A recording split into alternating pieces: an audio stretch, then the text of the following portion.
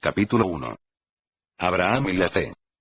Hace unos 4000 años, una tribu nómada emigró hacia el oeste desde las comarcas en las que había resplandecido Sumeria. Apacentaron sus rebaños durante décadas de peregrinaje que los transportaron a la tierra de Israel. No fueron multitudes pero, paulatinamente, los descendientes de aquellos inmigrantes conquistaron el país, y no solo desde el punto de vista geográfico. Transformaron esa tierra en plataforma de una nueva religión. Sus escritos sagrados y su cosmovisión terminaron forjando una columna fundamental del pensamiento occidental, la base misma de nuestra cultura. Por eso, para comenzar a hablar de grandes pensadores, cabe evocar las raíces hebraicas de la civilización en que vivimos. Lo hacemos en la persona de Abraham de la ciudad de Ur, no porque este fuera un pensador inicial para nuestra serie, sino porque como primer patriarca personifica los albores del pueblo hebreo. Abraham, hijo de Terah y Amagdai, además de impulsar la tribu, bien puede conocerse como el vocero de una nueva fe. Podría suponerse que el rastreo de los orígenes de Israel no es necesario para un libro titulado Pensadores, ya que no es allí donde aparecieron los pioneros de la reflexión, sino en otro país mediterráneo. Sin embargo, aunque el pensamiento sistemático germinó en Grecia, nació en Israel una intuición paralela a la de la meditación, que amerita una revisión en el capítulo inicial. Primeramente resumamos el sendero por el que el pensamiento anduvo en sus primeros pasos, y procedamos luego a identificar en Israel un complementario cimiento de Occidente. Imaginemos cuál es la pregunta existencial con la que podría comenzar el ser humano. Un hombre solo, en una isla, que por primera vez abre sus ojos a la existencia que se pregunta. Su duda primigenia será ¿qué es esto? Cuestión que emana del espíritu humano cuando el hombre se detiene a observar en derredor. ¿Qué es esto? Interrogará, y en el pronombre esto se incluye a sí mismo, junto con todo lo que hay.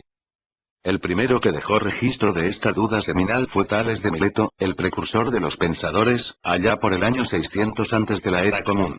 La respuesta que da Tales al enigma de qué es esto, no podía ser sino un poco ingenua, ya que fue la preliminar.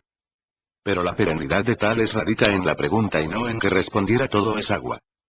Tales viajó mucho, y en Egipto midió las pirámides comparando la sombra de estas con la propia. Su perspicacia lo llevó en el 585 a predecir un eclipse solar.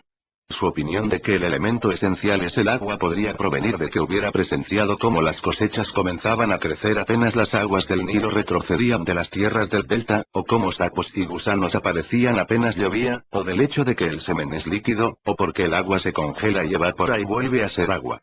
Lo importante es que cuando halló en esta el elemento esencial, abrió las compuertas del pensamiento sistemático. Sus sucesores intentaron corregirlo desde medio siglo después cuando Anaxímenes corregía que todo es aire, hasta un siglo y medio después cuando Empédocles sentenciaba que todo es aire, tierra, agua y fuego, sucedidos por tantos otros que inauguraron la filosofía. Sus respuestas respectivas al qué es esto, son hoy una mera curiosidad histórica, que nos facilita hilvanar el desarrollo del pensamiento occidental. Pero la pregunta fue primordial, porque señaló el denodado intento de explorar el universo, de conocerlo por medio de plantearnos dilemas. Sí, el primer pueblo que filosofa es el griego. Los griegos utilizaron el pensamiento racional para responder a lo que las cosas son. Descubrieron que los procesos de la vida, naturales como eran, merecían explicaciones igualmente naturales, y no sobrenaturales. Como los primeros filósofos se ocuparon del cosmos natural, se denomina cosmológico a su periodo. Empezaron los citados milesios, quienes profesaron el hilozoísmo, la suposición de que la materia está animada, y de que hay identidad entre ésta y el organismo biológico. No hay consenso acerca de por qué el pensar sistemático se dio en Grecia. Quizá porque el clima moderado dio a sus habitantes un carácter armonioso, y pudieron dedicarse a la política y a la cultura gracias a que los esclavos hacían el trabajo físico. Tal vez porque, al estar su país triplemente rodeado por el mar, se pusieron en contacto con otras civilizaciones, y el comercio generó riquezas y ocio creativo. O puede ser porque el terreno montañoso les permitió la creación de ciudades-estado con sistemas políticos independientes, y diferentes escuelas filosóficas, o pudieron contrastar para optar por el sistema más idóneo. Es factible que se tratara de una combinación de estas causas, o acaso no fuera ninguna de ellas. Tal vez se debió a que los griegos en la práctica carecían de la rigidez que caracterizó a otros pueblos paganos en cuestiones de sacerdocio, dogmas y temor a sus dioses, por lo que atinaron a criticar racionalmente a su religión. Me permito otra opinión que decepciona en su humildad fueron los griegos, porque sí. Del mismo modo en que individuos determinados hacen contribuciones singulares a una sociedad, así naciones aportaron su particular genio a la policromía de la humanidad. Los griegos iniciaron el pensamiento filosófico porque ese fue su destino y misión en la historia. Precisamente, pasaremos ahora a ver cómo Israel hizo otro aporte específico, desde causas que tampoco son siempre explicables. La revolución monoteísta. La contribución de Israel fue en el marco de otra faceta del espíritu humano, en el de una especie diferenciada del pensar-creer. En este terreno, podríamos plantear nuevamente el mismo dilema revelador. Ya no cuál es la primera pregunta humana, sino cuál es la primera fe, la sensación religiosa posible cuando el ser abre sus ojos a la existencia, cuál la más ingenua de sus creencias. La respuesta es que el hombre primitivo empieza por atribuir ánima a todos los entes que lo rodean. Cree que tienen poder. Cada planta tiene su alma, cada árbol y cada piedra. Late en ellos una vida oculta que terminará reflejándose en el dios de la flor, del tigre y del trueno. Así es el credo del animismo. El animismo es a la fe, lo que el holoteísmo a la filosofía. Así comienza el hombre a creer. Luego pasa a privilegiar a algunos entes por sobre otros, y cuando adora a estos privilegiados se transforma en fetichista. He aquí la matriz del paganismo. El hombre nace pagano y entender el paganismo facilita valorar en su justa dimensión la revolución de su opuesto, el monoteísmo. La máxima autoridad en la materia fue Ezequiel Kaufman, cuyo libro La época bíblica 1964 resume su obra monumental en hebreo, La historia de la fe israelita que Moshe Greenberg transformó en la religión de Israel 1960. Es cierto que en la religión pagana había elementos del fetichismo primitivo, la adoración de la roca y del árbol. Es lo que ridiculizaron los griegos Heráclito y Genófanes. Pero el fetichismo es solo un estadio temprano, y nunca lo esencial del paganismo. El fundamento de la religión pagana es la divinización de los fenómenos naturales. Todas las manifestaciones de la naturaleza son fuerzas divinas, aspectos de una vitalidad misteriosa y sobrenatural. Los dioses no son soberanos, emergen de un reino preexistente y están a merced de un orden trascendente. La divinización de la naturaleza impone necesidades de las que los dioses no están exentos. Los impulsan condiciones biológicas. Cometen faltas, y están sometidos a los decretos del destino. A esos decretos, fuerzas ocultas, el hombre responde con la técnica de la magia. La actividad ritual posee eficiencia inherente e independiente de los dioses. Los dioses mismos necesitan del culto. Su vida depende de él. La idea religiosa de Israel fue enteramente novedosa, revolucionaria, sin teogonía. Dios no nace, no está sujeto al tiempo y el espacio. Su libertad es absoluta. Su voluntad es trascendente y soberana. Abraham el patriarca es símbolo de esa visión, que impide que Dios esté sujeto a la magia. Los milagros bíblicos hacen a un lado el ritual mágico, son solo un signo, una manifestación del poder divino. Un signo portentoso, claro, pero no un artilugio mágico. El milagro clásico se exhibe en el 4º capítulo del libro del Éxodo. Dios se revela ante Moisés desde la celebérrima zarza que arde y no se consume, y le indica 3 técnicas para impresionar al auditorio: debe arrojar su vara al suelo, debe colocar la mano sobre su pecho, y debe derramar agua del Nilo sobre la tierra. Actos muy comunes. El numen que convoca a Abraham, y que siglos más tarde le habla a Moisés, no revela ningún secreto mágico, sino que ordena efectuar actos simples. Vete a la tierra a la que yo te mostraré. Dios guiará a Abraham en su marcha. Dios efectuará que la vara se convierta en serpiente, la mano en leprosa y el agua en sangre.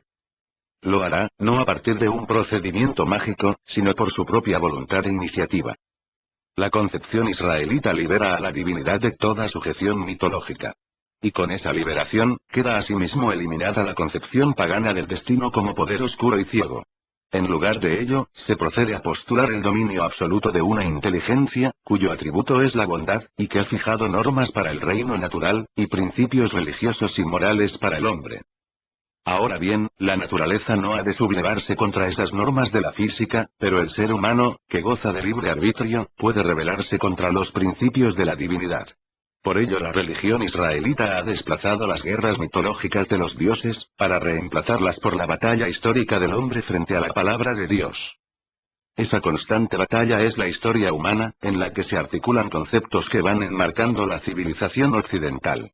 Las nociones de confraternidad humana, destino individual, justicia social, moral, autocrítica, arrepentimiento correctivo, interconexión entre ley y sapiencia, avance intergeneracional y tiempo escalonado. Todos estos valores se iniciaron a partir de la intuición encandiladora del hebraísmo, de Abraham en Ur. En especial los dos últimos mencionados, son combinadamente la clave del progreso humano. Thomas Cahill en su libro Los dones de los judíos 1998 señala cuál fue el cambio radical que hizo posible la civilización occidental. Desde la óptica de las religiones y cosmovisiones antiguas, la vida era vista como parte de un ciclo interminable de nacimiento y muerte, el tiempo como una rueda girando incesantemente. En contraste, los judíos comenzaron a percibir un tiempo diferente. Para ellos, tenía un comienzo y un fin. Era una narrativa cuyo desenlace triunfal se daría en el futuro. De allí se deducía el destino de las personas, cada una de las cuales eran individuos con un camino singular. De allí también se deducía la esperanza en el progreso. El futuro será mejor que el presente. En Historia de los Judíos 1988 Paul Johnson reconoce en la Biblia la primera fuente de los grandes descubrimientos conceptuales esenciales para la civilización: la igualdad ante la ley, la santidad de la vida, la dignidad del individuo, la responsabilidad comunitaria, el ideal de la paz, y el amor como fundamento de la justicia. A la Biblia dedicaremos la primera parte del capítulo 4. La cultura judaica desarrollaba una visión integrada de la vida y sus obligaciones, veía una conexión entre el reino de la sabiduría y el de la ley. Así lo resume Cahill. Los judíos nos dotaron del afuera y del adentro, de nuestra cosmovisión y de nuestra introspección. Veamos cómo comenzó la idea revolucionaria de la unicidad divina, y cómo su colofón es la unidad del universo. El pueblo hebreo se gestó hace unos 4 milenios y, de acuerdo con la cronología bíblica, Abraham fue su primer protagonista. La nueva fe lo inspiró a levar anclas en Ur, de la antigua Sumeria, la cuna de la civilización humana, e iniciar la travesía judaica hacia la tierra de Canaán. Porta los avances de Sumeria para acrecentarlos con los aportes de las varias culturas con las que van tratando las tribus hebreas. En Sumeria se había producido, en efecto, la mayor revolución industrial de la historia, la del Neolítico. Después de cientos de miles de años de no conocer más utillaje que hachas, flechas y raspadores, ni más material que la piedra, ni otros sistemas de subsistencia más que la caza, la pesca y la recolección de frutos silvestres y mariscos de rocas, después de esa prolongada tiniebla, hace unos 6000 años el hombre descubrió simultáneamente agricultura, ganadería, domesticación de animales como el perro, cerámica, tejido, construcción de casas, organización tribal y de poblados, propiedad privada y guerra. Estalló entonces una explosión civilizadora sin precedentes, que se depositó sobre los hombros de Abraham. Este extrapoló esos logros tecnológicos a un avance teológico de paralela magnitud. Dios era libre, y lo convocaba para construir la historia. Critica a la crítica bíblica. Unos 700 años después de los patriarcas, durante los tiempos del éxodo de Egipto y la conquista de Canaán, las tribus israelitas no eran, como frecuentemente se las ha presentado, bárbaros del desierto con instrucción y religión primitivas. Habían absorbido los hábitos culturales más adelantados. Las tribus no tuvieron su origen en el desierto. Vivieron durante un tiempo en la Alta Mesopotamia, de donde se trasladaron a Canaán y Egipto. Su permanencia en el desierto después del éxodo fue breve. La hipótesis de la crítica bíblica omitió la rica experiencia histórica de Israel antes del éxodo. Así, Julius Wellhausen en su prólogo a la historia de Israel 1882 opinó que la idea del Dios universal apareció originalmente en el siglo VIII a.C. con el primero de los profetas clásicos, Amós. Para aquel crítico, la fe en un Dios universal fue el resultado práctico de patentes circunstancias políticas. La amenaza asiria, contra cuyo imperio no les alcanzaba a los hebreos la limitada defensa que ofrecía un Dios tribal. El acecho asirio habría sacudido a Israel de sus estrechos confines. El error de los críticos bíblicos fue una forma de desvalorizar a Israel. Yehezkel Kaufman ha demostrado que la idea de un Dios universal, creador y sostén de todo, existió en el mismo seno del mundo politeísta mucho antes de que las tribus se unieran como nación. No tiene nada que ver con la amenaza asiria. El nivel inicial de la religión israelita fue determinado por el medio en el que se formó Israel. Desde allí moldearon mitos de la creación, prácticas de culto, sacerdocio, profecía, salmos, sentencias sapienciales, derecho, ética. El marco íntegro fue herencia del cercano Oriente. La religión de las tribus en el momento del éxodo y en el desierto no fue animismo, ni demonismo, ni totemismo. Su nivel religioso fue el del politeísmo sofisticado prevaleciente en la época. A la sazón apareció en Israel una nueva idea religiosa. Los elementos de la fuera se utilizaron como material de construcción, pero solo después de haber sido transformados radicalmente. Es verdad que la idea israelita de un Dios más allá de la naturaleza constituye una abstracción titánica, difícilmente atribuible a ese estadio de la evolución del pensamiento. También es cierto que la formulación filosófica de dicha abstracción se consumó casi un milenio más tarde, como resultado de la influencia helenista. Pero la intuición fundamental de un Dios supremo, omnipotente y bondadoso, único hacedor de milagros y revelado en visiones proféticas, pudo haber creativamente aparecido en un individuo, que la tradición reconoce en Abraham, y ulteriormente penetró en la mentalidad popular de las tribus israelitas. Esa clarividencia las unificó como una nación, les infundió sentido divino a su historia. El pueblo de Israel, a partir del avasallador discernimiento, vio la mano de Dios en cada acontecer de su rica historia. Tanto se arraigó la idea monoteísta en Israel, que el lapso en que parecía desvanecerse, no llegó a ser siquiera un desvío real. Así, cometieron por primera vez idolatría en el campamento que habían establecido en Abel Shittim, en la planicie de Moab, frente a Jericó. Aquí adoraron a Baal Peor, un dios canaanita y moabita. Debe notarse, empero, que la transgresión resultó del contacto con una nación idólatra, y no de la influencia de ideas paganas. El tropiezo se comete por la debilidad de la carne las mujeres moabitas y no porque flaqueara la fe, que permaneció leal a la misión monoteísta. Nunca llevó a la adoración de dioses israelitas. Las personas creyentes apreciarán esa innovación israelita como resultado de una revelación divina durante la marcha en el desierto. Los no creyentes, se contentarán con que se trató del aporte original de los hebreos a la humanidad. Como en el caso de los griegos, la búsqueda de la causa es mucho menos importante que el reconocimiento de la novedad. En un estadio de su evolución, el hombre empezó a pensar. En otro, empezó a darle sentido a su pensamiento y acción. En cualquier caso, no correspondía que la primicia de Israel fuera minimizada como hizo la crítica bíblica. La embestida contra la autoridad moral de la Biblia hebrea llegó a extremos en el siglo XIX, con la presunción de que la escritura era poco conocida en Israel hasta la época del rey David hace 3000 años, y de que en períodos previos a él solo había tradiciones vagas y poco confiables. Se reinterpretó la religión israelita como una evolución que partía de un culto popular, primitivo y ritual no muy diferente del paganismo de otros pueblos y alcanzaba su cúspide con la doctrina moral de los profetas. Los descubrimientos arqueológicos del siglo XX, especialmente los de la década del 30 a cargo de William F. Albright y Nelson Dweck, exigieron revisar esos prejuicios y cuestionaron el dictamen de que los hebreos primitivos fueron como nómadas analfabetos. La escritura estaba difundida entre ellos aún en los períodos más antiguos de la religión israelita. Y aprovecharon esa escritura para concretar las ideas más sublimes que nos legó el mundo antiguo.